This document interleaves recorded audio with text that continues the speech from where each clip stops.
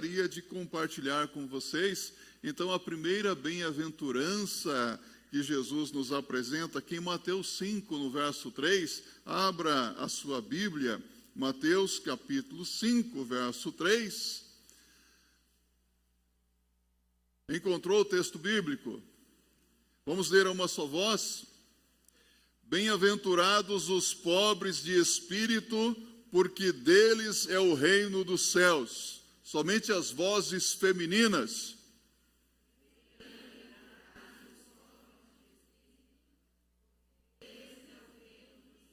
As vozes masculinas. Bem-aventurados os pobres de espírito, porque deles é o reino dos céus. Amém. Você é pobre ou é rico? Ah, pastor, eu não sei, né? Não sabe? Hoje você vai saber se você é pobre ou se você é rico aos olhos de Deus. Pode se assentar e que Deus fale conosco nesta noite.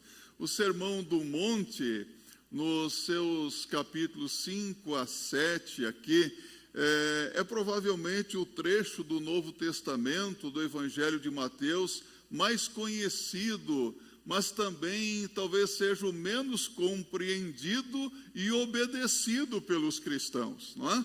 Porque quando observamos os ensinamentos aqui, nós vemos que o padrão de Deus é altíssimo para as nossas vidas, não é? Não é assim tão simples e fácil ser um discípulo de Jesus. O Sermão do Monte, ou o Sermão da Montanha, foi pregado por Jesus no início do seu ministério.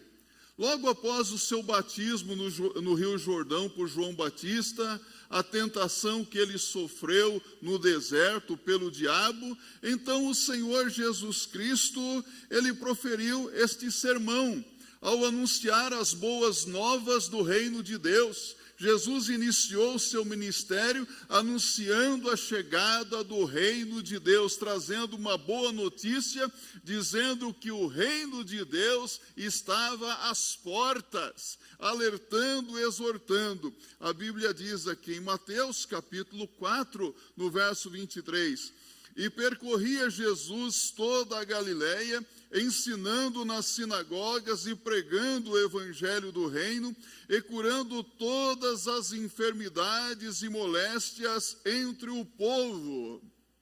Assim seguia Jesus o seu ministério.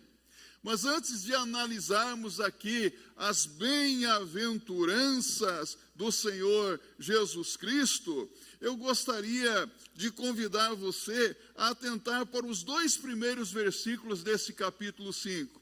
Veja o que diz a Bíblia. E Jesus, vendo a multidão, subiu a um monte e, assentando-se, aproximaram-se dele os seus discípulos e, abrindo a sua boca, os ensinava. É interessante, Jesus procurou um local apropriado e, encontrando um monte, ele assentou-se. Assentou-se e começou a pregar, a anunciar aos seus discípulos. Essa era uma prática muito comum.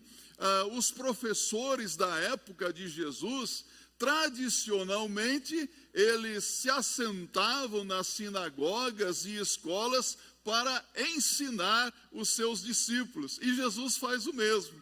Jesus se assenta para ensinar a palavra. Hoje, os pregadores agem de forma diferente, não é? Você vem a um culto ou uma classe de escola bíblica dominical e sempre tem alguém falando atrás de um púlpito, em pé. E parece que às vezes o púlpito é mais confortável do que os assentos dos irmãos e irmãs, não é verdade? Porque no púlpito você fica ali 40, 45 minutos, parece que está tudo tranquilo, mas nos assentos parece que tem espinhos, não é? Alguns se levantam, se movimentam daqui para lá, às vezes saem para beber água também, não é? Mas os professores, eles se assentavam. E Jesus, sendo mestre, ele se assentou para ensinar a palavra de Deus. A primeira parte do Sermão da Montanha, dos versos de 1 a 12, então traz as chamadas bem-aventuranças. A palavra bem-aventurado é um vocábulo grego que diz Makarios. Repita comigo, Makarios. Sempre que eu recito essa palavra, eu me lembro de uma irmãzinha chamada Macária. Sabe por quê? A Macária, ela retrata muito bem essa passagem bíblica. Foi uma ovelha que eu tive numa igreja que eu pastoreei. A irmã Macária era uma pessoa muito humilde, uma mulher de oração. Ela chegava para mim e dizia assim: pastor, eu estou orando por você, pela sua família, estou orando pela igreja, orando pelos perdidos. E você sabe o que acontecia? A irmã Macária não perdia nenhuma oportunidade para falar de Jesus às pessoas. E às vezes, quando eu ia batizar alguém naquela igreja, eu tinha que dizer: irmãos, quem ganhou essas pessoas para Jesus foi a irmã Macária. Então ela trazia as pessoas já convertidas para a igreja, ela conversava e falava assim: então, você não quer aceitar Jesus? Não, porque a vida com Jesus é muito boa. Você tem muitas lutas, mas com Jesus vai ser mais fácil. E ela convidava, e ela só dizia: pastor, essa pessoa aceitou Jesus Cristo. Uma mulher feliz. Sabe o que quer dizer Macário? O termo Macário na Bíblia significa feliz, jubiloso. Você é uma pessoa feliz? Você é uma pessoa que vive jubilando, glorificando, exaltando a Deus? Ou você é uma pessoa triste? Então, este termo foi usado, primeiramente, sendo um termo grego, foi usado por Aristóteles. Passem vocês, o filósofo Aristóteles, já ouviu falar dele?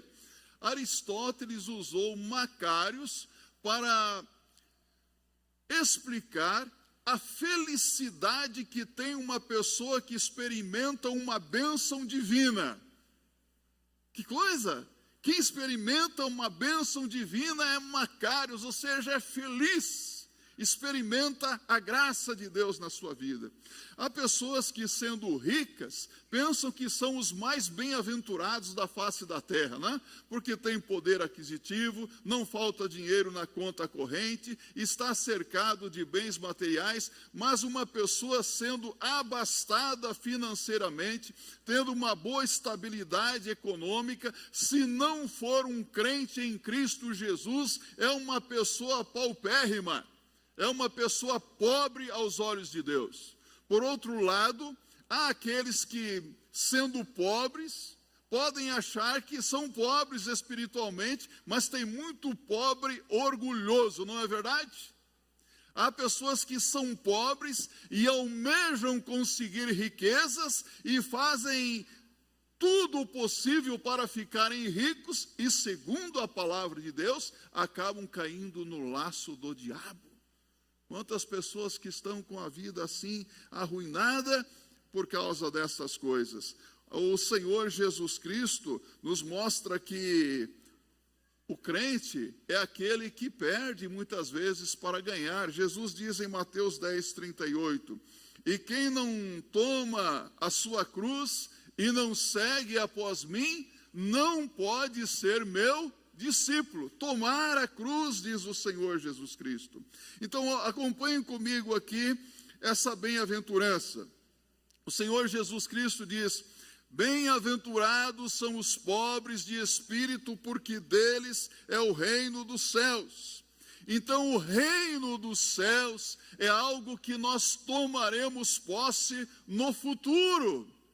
É algo que não é presente, mas é futuro, mas que já está garantido para quem crê no Senhor Jesus Cristo. O reino dos céus, ou o reino de Deus, ele está entre nós, mas o reino dos céus, ele vai se manifestar de uma forma poderosa. Todos aqueles que creem em Jesus Cristo como Senhor e Salvador pessoal são cidadãos do reino dos céus. Portanto, a nossa felicidade não está ligada às coisas deste mundo. A nossa felicidade, meus irmãos e irmãs, também não está no sofrimento. Alguém pode achar: uma pessoa pobre que passa por dificuldade, essa é uma pessoa feliz. Não é isso que a Bíblia está dizendo. Porque como cristãos, nós não temos prazer no sofrimento. Há alguém aqui que é masoquista? Levante a sua mão. Alguém aqui gosta de sofrer? Ninguém. Jesus não está dizendo que se você sofrer, você é feliz. Jesus está dizendo que aquele que passa por sofrimento, por momentos difíceis na sua vida, o resultado disso também trará felicidade lá na frente. Mas se a fé está firmada no Senhor Jesus Cristo, se confia no Senhor Jesus Cristo. Sabe, em breve, eu acredito em breve, porque a segunda vinda de nosso Senhor Jesus Cristo está próxima, haverá um acerto de contas do dono deste mundo com os homens. Quem é o dono deste mundo? Um dia nós iremos prestar contas com o Senhor. Cada um de nós. Haverá um acerto de contas, e todos os que viveram para si mesmo e não creram no Senhor, não receberão os galardões de Deus, mas aqueles que creram no Senhor receberão recompensas eternas, segundo o ensinamento da palavra de Deus. Mas então vamos entender o que o Senhor Jesus está dizendo aqui por pobres de espírito. Quem são os felizes? Os abençoados aos olhos de Deus. Há um biblicista, comentarista bíblico, Dr. Martyn Lloyd-Jones. Gostou do nome? Martyn Lloyd-Jones. Ele é doutor, eu não sou, não é? Dr. Martyn Lloyd-Jones, em seu livro, mais ou menos dessa grossura, O Sermão da Montanha, ele faz uma pergunta: o que os faz tão felizes? E ele diz: não é a forma como eles se veem a si mesmos, mas a forma como Deus os vê e os aprova. Então, esses pobres de espírito são as pessoas mais felizes da face da terra, porque não existe maior bênção do que ser aprovado por Deus. Há pessoas que são aprovadas pelos homens. Nós elogiamos, batemos palmas, né? Olha que maravilha, está aprovado, esse sim está aprovado. Mas aos olhos de Deus muitas vezes não é bem assim. O que você prefere? Ser aprovado pelos homens ou aprovado por Deus? Às vezes os homens nos reprovam, não é? Eu prefiro ser reprovado pelos homens e aprovado por Deus. Há pessoas que fazem uma troca que vai trazer resultados danosos para a sua vida, não é? Então, pobreza de espírito não é a simples ausência de bens materiais, não significa ser provido de dinheiro, ter uma pobreza econômica ou financeira. Alguém pode ter poucos bens materiais e não ser crente, e aos olhos de Deus ser uma pessoa que não corresponde às suas expectativas. Por outro lado, há pessoas que são ricas materialmente, que têm muito dinheiro. Conhece pessoas assim? Pessoas que estão cercadas de bens materiais e são crentes em Cristo e usam os seus bens materiais não para viver se vangloriando, se exaltando, mas usam os bens materiais para servir o reino de Deus, para ajudar o seu próximo e glorificar a Deus. Eu já conheci muitas pessoas assim, pessoas que têm bens materiais e às vezes nem parece que têm. Hoje nós vivemos uma situação estranha, né? Quem é pobre parece que é rico, né? Vive com roupa de grife, de marca, tênis de marca, né? E às vezes quem é rico vive de uma forma muito simples. Aqui do lado, esse prédio aqui, vou falar bem baixinho, tem um homem muito rico. E ele anda com um carrinho velhinho na rua. Você olha para ele e fala: nossa, quanta pobreza. E eu sei que ele é um homem muito rico. Quando vem uma situação difícil, como por exemplo, uma inundação, uma enchente, todo mundo fica com a água por aqui, não é? E depois que a enchente vai embora, você vê quem foi surpreendido pela inundação. Dá para você ver quem está vestido e quem está nu, não é? Às vezes uma crise, uma situação difícil serve para mostrar muita coisa a respeito das pessoas, quem é e quem não é, quem tem e quem não tem. E aos olhos de Deus não é o que você tem, mas o que você é. Compreende isso? Onde você realmente deposita a sua fé e a sua confiança. Há pessoas que acham que são pobres de espírito porque não têm muito entendimento. E há quem diga, esse aí vai para o céu porque é um ignorante, não entende muito bem as coisas. Mas pobreza espiritual não significa ignorância espiritual. Em Oséias, no capítulo 4, no verso 6, Deus diz, o meu povo foi destruído porque lhe faltou conhecimento, ou seja, entendimento. O meu povo erra porque não tem entendimento. Em outra ocasião, Deus diz, o meu povo é de dura cerviz, é como um jumento, um burro. Já tentou montar no jumento alguma vez? Eita, como que é teimoso, né? E às vezes nós vemos pessoas teimosas, pessoas ignorantes espiritualmente. Então, pobreza de espírito não significa ignorância. Mas, pobreza de espírito também não significa ser pobre espiritualmente. Há pessoas que são pobres espiritualmente, vivem na imundícia do pecado, na carnalidade. Você pode abrir a sua Bíblia comigo?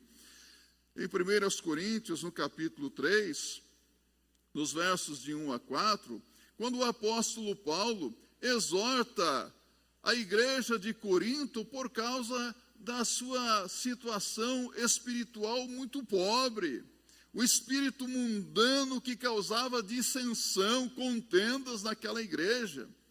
E diz Paulo, e eu, irmãos, não vos pude falar como a espirituais, mas como carnais, como a meninos em Cristo, com leite vos criei e não com manjar, porque ainda não podis, nem tampouco ainda agora podeis, porque ainda sois carnais, pois havendo entre vós inveja, contendas e dissensões, não sois porventura carnais e não andais segundo os homens?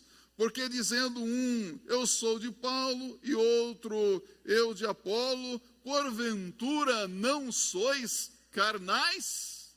Pobreza espiritual aqui, mas também não é fraqueza, nem covardia. A palavra de Deus nos mostra que Deus não nos deu o espírito de covardia, mas um espírito de moderação, de equilíbrio, de amor. Não é isso que Deus nos tem dado? Não significa ausência do Espírito Santo de Deus, porque a palavra de Deus nos exorta em Efésios capítulo 5, no verso 18, não vos embriagueis com vinho em que há contenda, mas enchei-vos do Espírito Santo de Deus.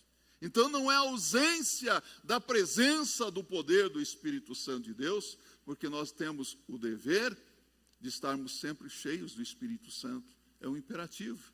Está cheio do Espírito Santo de Deus agora? Ou não? Sabe, há versos bíblicos no Antigo Testamento que ajudam a compreender melhor o significado de pobre de espírito. Eu selecionei alguns aqui para vocês, mas o que vem logo à mente é o Salmo 51, no verso 17, quando o salmista Davi, ele orando a Deus, ele diz, sacrifícios para Deus são um coração quebrantado e contrito.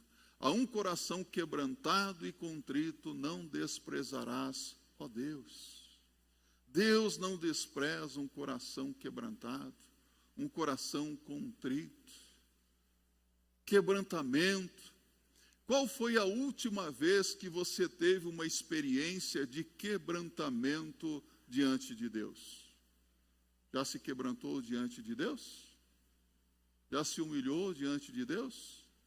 Qual foi a última vez que você abriu o seu coração diante do Senhor, reconhecendo os seus pecados, suas fraquezas, suas debilidades, e se lamentou profundamente e chorou diante de Deus, reconhecendo a grandeza do Senhor e a sua pequenez espiritual. Qual foi a última vez? A um que oração quebrantado e contrito não desprezarás, ó Deus. Agora, Isaías 57, no verso 15, Deus diz pela boca do profeta Isaías: porque assim diz o alto e o sublime que habita na eternidade, e cujo nome é santo, num alto e santo lugar habito, como também com o contrito e abatido de espírito, para vivificar o espírito dos abatidos e para vivificar o coração dos contritos.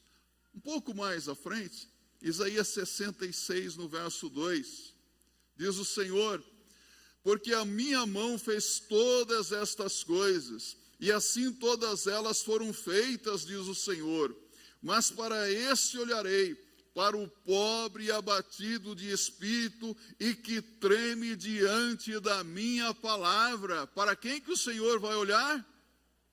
Pobre e abatido de espírito, e para o que treme diante da minha palavra. Há pessoas que ouvem a palavra de Deus, e a palavra entra por um ouvido e sai pelo outro. É preciso temor e tremor diante de Deus. É uma atitude mais intensa e não uma obra externa, é algo do interior. Porque se você observar bem, todas as vezes que a Bíblia se refere sobre pobreza de espírito, fala de coração e de espírito. Não é algo interior? Algo aqui é o homem interior. Então não é algo externo, mas é algo interno. É o coração quebrantado, é o coração contrito. Então, pobreza de espírito envolve uma atitude de humilhação diante de Deus. Se o meu povo que se chama pelo meu nome se humilhar, lembra-se? Se humilhar, humilhação diante de Deus. Os pobres de espírito na perspectiva do reino dos céus, de acordo com a palavra de Deus aqui, pobre de espírito é uma pessoa que depois de contemplar a majestade de Deus, a grandeza de Deus, reconhece a sua pequenez espiritual. Ao contemplar o quanto Deus é santo, olha para si mesmo como Isaías se viu e disse: ai de mim que sou pecador, e habito no meio de um povo de impuros lábios, e os meus olhos viram o Senhor. Reconhecer a pequenez espiritual diante de Deus. Quando isso acontece, nós somos impulsionados a suplicar a Deus por misericórdia. Eu tive um colega de faculdade, Paulo Buchivitz, inclusive até já pregou aqui nessa igreja, um excelente pastor, um psicólogo muito bom, e nós morávamos no quartão da faculdade teológica. Era o internato e nós chamávamos de infernato. Você já imaginou, só em um dos quartos, 20 homens dentro de um quarto? Parece exército, né? Fora os outros quartos, né? Depois que você deixava de ser calouro, você era promovido para outros quartos melhores, né? Quando você estava no último ano, você conseguia um quartinho lá com 2 pessoas, uma beliche com 2 pessoas. Mas sabe o que acontecia? O Paulo Buchivitz, ele se levantava pela manhã bem cedo, e ele parecia aquele galo que canta de madrugada, né? Ele acordava umas 5 horas da manhã, e ele não dizia, ele gritava, ele dizia assim: ó Deus, graça e misericórdia é o que eu preciso. Todo dia. Graça e misericórdia é o que eu preciso. Aí todo mundo já se levantava, ia ler sua Bíblia, orar e trabalhar. Misericórdia. Quem tem a visão da santidade, da grandeza de Deus, suplica e é impulsionado a pedir por misericórdia, graça, favor imerecido de Deus. Existem 2 termos para pobres no Novo Testamento. Um deles, você pode pensar em peneu, é penes, que significa pobre ou humilde, uma pessoa muito humilde. Esse tem o significado daquela pessoa que se parece muito com a maioria dos que estão aqui. Os pobres são aqueles que se levantam todos os dias para trabalhar e depois, no final de dia de muito trabalho, chegam em casa cansados e deitam, dormem e se levantam para a manhã seguinte trabalhar e para ter o suprimento das suas necessidades. E essa pessoa, ela tem as suas necessidades básicas atendidas porque tem um trabalho, tem um emprego. Esse é o homem simples, humilde. Mas há um outro termo bíblico para pobres, que é a palavra pitocos. Pitocos, na Bíblia, é aquela pessoa que é miseravelmente carente. Ela não tem emprego, ela não tem sustento, ela não tem alimento, ela vive, no linguajar do povo, ao Deus dará. Ela depende tão somente de Deus. Ela suplica para que Deus supra as suas necessidades, aprendeu a viver na dependência de Deus. E quando Jesus fala de pobres de espírito, ele usa a palavra pitocos. Ou seja, pobre de espírito é a pessoa que descobriu que é miseravelmente desprovido de obras, de merecimentos, de justiça, e se coloca completamente na dependência de Deus. Vive pela fé. Vive pela fé. Se entregou completamente nas mãos do Senhor. Os discípulos de Jesus dependem totalmente dele. Você depende de quem? Porque há pessoas que hoje vivem tão aflitas e cheias de ansiedade porque dependem do emprego, não é? Dependem do trabalho, dependem da posição social, dependem do dinheiro, dependem do poder. Outros colocam a sua confiança até mesmo na violência, não é verdade? Porque querem segurança na vida. Onde você põe a sua confiança? Você depende de quem? Se você perder tudo isso, emprego, trabalho, perder a sua saúde, seria fatal, não é? Há um cântico que diz assim: perder os bens é fatal, perder a saúde é mais. Agora, perder a alma é perda tal que não se recobra jamais. Dependência de Deus. O verdadeiro discípulo depende de Jesus. Em João 15, verso 5, Jesus disse aos seus discípulos: sem mim nada podeis fazer. Repita comigo: sem mim nada podeis fazer. Nós dependemos de Jesus. Nesse contexto que nós estamos vivendo, nós não dependemos dos cientistas, nós não dependemos dos políticos. Os políticos não são os salvadores, eles não estão salvando a vida de ninguém. O único que tem poder para salvar a vida é Deus. Jesus é o nosso Senhor, é o nosso Salvador. Pobre de espírito, na perspectiva do reino de Deus e do Novo Testamento, é aquela pessoa crente que tem consciência da sua total dependência de Deus. Dependo tão somente de Deus. Tem consciência disso e por isso é chamado de pobre de espírito pelo Senhor Jesus Cristo. Sabe, pobre de espírito é aquele que sabe que não tem como comprar a bênção de Deus, não tem como comprar a salvação de Deus, porque já entendeu que não possui méritos diante de Deus, não tem justiça própria, não tem boas obras que lhe leve a conquistar a salvação. Ele depende totalmente do Senhor. Efésios 2, verso 8 e 9, porque pela graça sois salvos mediante a fé, e isso não vem de vós, é dom de Deus, e não vem das obras, para que ninguém se glorie. Pobre de espírito é aquele que tem o Senhor Jesus Cristo como o seu único auxílio e descanso. Pois Jesus disse em Mateus 11, verso 28 a 30, repita comigo: vinde a mim todos vós que estáis cansados e sobrecarregados, e eu vos aliviarei. Tomai sobre vós o meu jugo, e aprendei de mim que sou manso e humilde de espírito, e encontrareis descanso para as vossas almas, porque o meu jugo é suave e o meu fardo é leve. Pobre de espírito, depende extremamente das misericórdias do Senhor. Pobre de espírito, busca em primeiro lugar o reino de Deus e a sua justiça, na certeza de que todas as demais coisas vos serão acrescentadas. Tudo é acrescentado ao que crê. Cantamos, sei que os teus olhos, não é isso que nós já cantamos agora há pouco?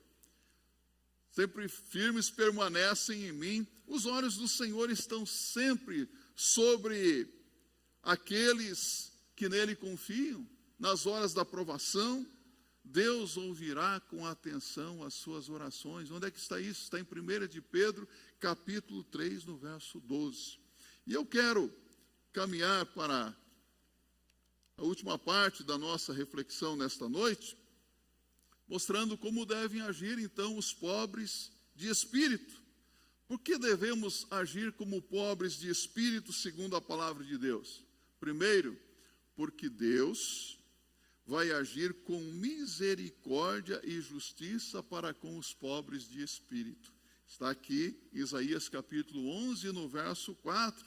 Devemos agir como pobres de espírito, porque Deus nos conhece melhor do que ninguém.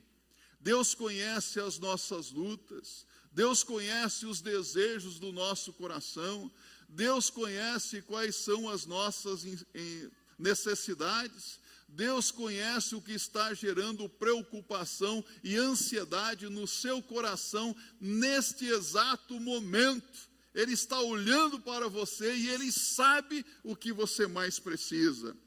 Ser pobres de espírito significa depender totalmente do Senhor. E não se exaltar, não se vangloriar, porque hoje nós estamos vivendo num mundo muito difícil. Esse nosso mundo chamado de mundo contemporâneo, o mundo globalizado, você vê pessoas se vangloriando da sua nacionalidade, da sua raça, da sua posição social, das suas posses, pessoas que vivem para ostentar as coisas, não é isso? Ser pobre de espírito não é se vangloriar, não é se exaltar dessa maneira. Devemos agir como pobres de espírito no exercício da humildade, porque o pobre de espírito aqui é ser humilde.